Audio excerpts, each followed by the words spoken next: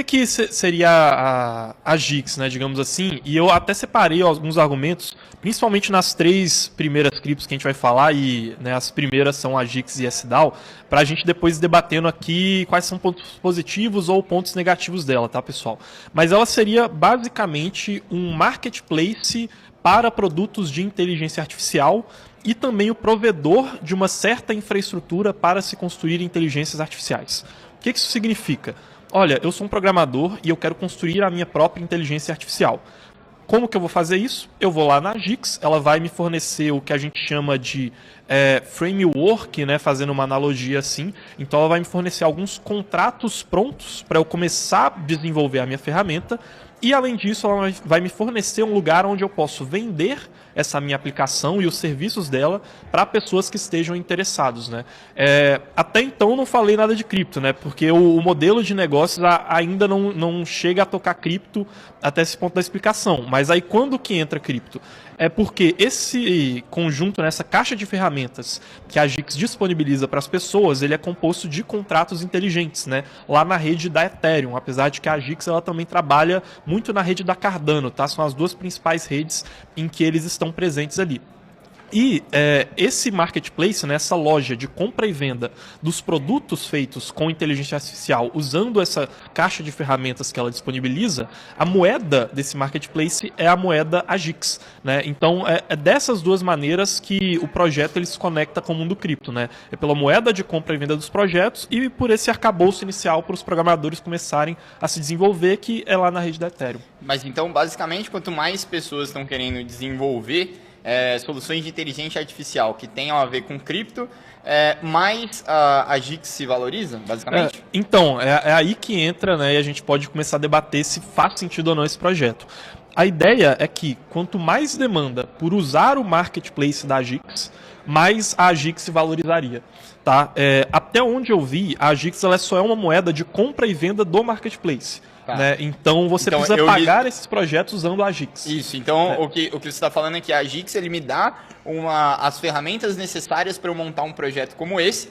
Por eu montar e listar nesse marketplace, a GIX em tese não se valoriza, mas se o meu projeto tiver demanda, as pessoas vão ter que comprá-lo com a GIX. Exato, então não basta só criar projetos, né, e a caixa de ferramentas que a GIX proporciona para os desenvolvedores ser usada. Você precisa que esses projetos eles sejam demandados pelo público, porque é a demanda por comprá-los que vai fazer com que as pessoas comprem a GIX no mercado para poder acessar esse serviço. Beleza. A ideia seria essa. Então vamos nessa linha, Casta.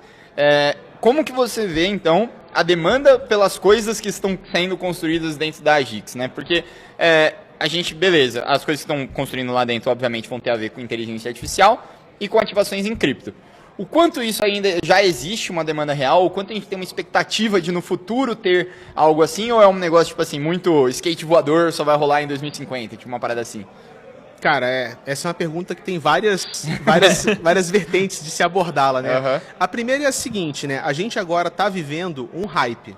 Então a gente está num momento onde o mercado foi tomado por uma narrativa. Isso já aconteceu com narrativa de verão das Layer 1, isso aconteceu com narrativa de verão dos NFTs, né? Então, no momento, a gente pode falar de fundamentos, a gente pode ver se tem demanda para o token ou não, mas o mercado agora ele não está precificando o fundamento. Tá? O mercado de tokens de IA está precificando a fome especulatória. Cara, dá para fazer muito dinheiro especulando token, tá? Eu não tô falando que o token vai cair, mas a gente está num momento onde esses projetos não estão sendo avaliados corretamente, o mercado está num frenesi. Então a gente não tem a menor noção se esses projetos estão, por exemplo, super precificados ou subprecificados. A gente só vai descobrir isso quando passar o hype, passar a febre, os projetos sérios seguirem adiante e o mercado entrar no modo de busca de preço. Então, não tem nenhum parâmetro do que eu estou falando aqui para dizer se está na hora de comprar ou está na hora de vender a GIX. A poeira tem que baixar, né? A poeira tem que baixar para você ter uma análise fundamentalista mais séria. Tá? Mas dito isso, o token pode continuar decolando, tá? Ou pode afundar. Tá? Isso eu não sei arbitrar isso, tá? Não sei falar do preço de tela do token. Mas eu acho que dentre os projetos de IA, que a gente vai comentar aqui, a GIX certamente é um dos que mais faz sentido. Tá? Ele tem vários projetos no marketplace dele, só que desses vários, somente um se destacou, que é o Singularity DAO, né, o SDAO. Ele é um dos projetos desse ecossistema. Ele mostrou que tem potencial ali, que pode ter demanda, que pode ter atividade de desenvolvimento. Só que, o marketplace precisa de tempo. A gente vai ter que entender quais outras soluções de IA vão ser boladas ali dentro. Mas eu acho que é interessante, é bom o token estar atrelado ao caso de uso, né? Não é um token de governança ou um token que não serve para nada. Eu dei uma olhada no tokenomics também, então o token AGIX é um token que já tem uma boa distribuição no mercado. Não é aquele token centralizado, que o time coloca 10 tokenzinhos e guarda 1 milhão no bolso. Esquema FTX, né? Não é esquema FTX, é um token bem distribuído, tá? Tem um supply razoável. E os caras estão trabalhando, então é um projeto que, por exemplo, eu vou continuar acompanhando. Eu acho que é um bom projeto para ficar de olho. E eu acho que esse é um ponto da gente puxar também, ô Carlos, que é o seguinte, o Casta falou, né? Cara, é muito difícil nesse momento de hype a gente saber se um projeto ele tá subprecificado, sobreprecificado e tal. Então, obviamente, né? Tem muita gente que fala, putz, aproveita o hype agora, compra qualquer coisa que tem IA, porque uma hora essa festa vai acabar e tudo mais. Por que isso não é uma maneira sustentável de se pensar em investimentos, né? E como que a gente se sente como posicionamento, por exemplo, numa AGIX, que eu acho que é o que a maioria das pessoas aí está querendo saber. E só antes, mandar um abraço aí pro Lauro Gripa, que falou que semana que vem tá aqui. Então, ó, semana que vem, sexta-feira, o Lauro vai estar aqui presencialmente. Embaixador da Polkadot, para quem não sabe, então qualquer dúvida sobre Polkadot, ecossistema Polkadot, já vai preparando, que ele provavelmente hoje é o maior especialista de Polkadot que existe hoje aqui no Brasil e vai estar aqui com a gente, nessa mesa aqui para falar com a gente. Um abraço, Lauro. É isso, um abraço pro Lauro. Eu lembro quando eu comecei a fazer alguns vídeos mais técnicos assim, ele era um dos caras que mais me ajudava, chegava lá nos comentários, a gente ficava um tempão conversando assim no Instagram e me ajudou a evoluir pra caramba, assim, eu acho, como analista, né? Então a gente se vê aí na semana que vem. Mas, né, o que eu acho assim sobre o AGIX, né? Eu tenho uma visão um pouco mais pessimista do que a do Casta, eu acho, apesar de que eu entendo que ela pode se reinventar, tá? Tem vários exemplos de empresas que se reinventam e que mudam o modelo de negócios dela radicalmente, como eu acho que talvez a AGIX tenha que mudar no futuro para ela ser bem sucedida, né?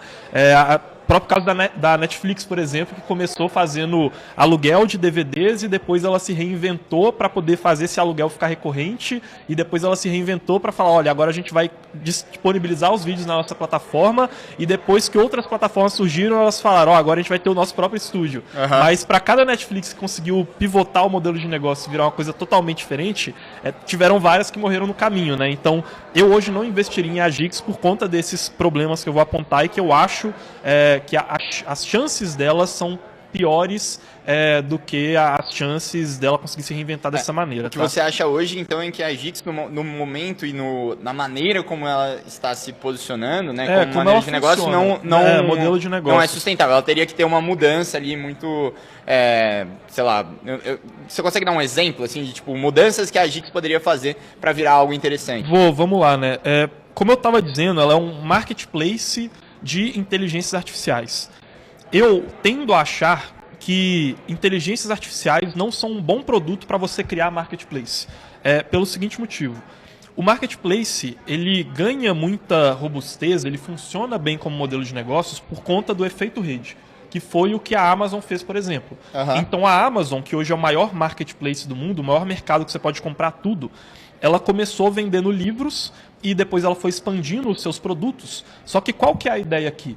A Amazon, ela tem muito mais poder de barganha como um marketplace que vai agregar diversos usos, porque em um marketplace você pode comprar várias coisas do que aquele livro sozinho. A Amazon ela tem mais poder de barganha do que um site que vende só um livro, certo?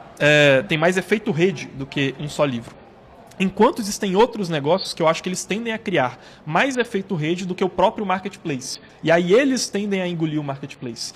Então, eu hoje não enxergo um mundo em que a inteligência artificial funcione como um negócio de livros, em que a gente vai ter 1 milhão de inteligências artificiais e todas elas vão dividir o seu poder de barganha entre uma loja grandona que vai dominar elas. Eu tendo a achar que no futuro, né, como outros negócios de tecnologia, a gente vai ter um oligopólio de inteligências artificiais, tá? Obviamente, podem ocorrer várias mudanças, mas hoje, olhando para os negócios que se oligopolizaram, digamos assim, e para os que ficaram independentes, eu acho que ela está mais nesse primeiro grupo. E um exemplo, né, que eu estava pensando quando eu estava refletindo sobre isso foi o do Google e do Yahoo. Porque o Yahoo, no começo, ele era muito parecido com um marketplace de mecanismos de buscas. O Yahoo era uma página que você podia entrar e procurar uma lista em que você ia encontrar as melhores receitas, uma outra lista em que você ia encontrar as melhores, as melhores dicas de saúde. Sim. E aí era um lugar que você buscava sites diferente da forma como o Google funciona. Conforme o Yahoo ele foi perdendo relevância e o Google começou a surgir com uma outra forma de ser um mecanismo de buscas, o que a estratégia que o Yahoo fez depois que eles negaram comprar o Google quando ele estava pequeno? Foi colocar o Google dentro da plataforma do Yahoo e falou, olha, agora eu vou ser um agregador de mecanismos de busca, né, que esse era o negócio, e eu vou agregar todos eles. Eu vou ter o Google, então qualquer mecanismo de busca que a pessoa quiser usar, ela vai entrar aqui dentro. Só que depois de um tempo, como o mecanismo de busca, ele tende a criar um efeito rede maior do que um próprio marketplace, o Google engoliu o Yahoo, as pessoas só entravam no Yahoo para usar o Google e elas podiam acessar o Google sozinhas também. Então, eu vendo as inteligências artificiais que estão na Gix, o que eu pensei? Olha, eu acho que ela pode tentar encontrar algum diferencial usando cripto, se ela conseguir fazer com que a rede despermissionada de cripto ajude essas inteligências a se conectarem entre si. Talvez seja um trunfo que ela consiga no futuro. Ou então focando só em uma delas e pivotando o negócio para se concentrar só em poucas vencedoras. Mas no momento em que eu não vi as propostas que estavam lá se conectando entre si.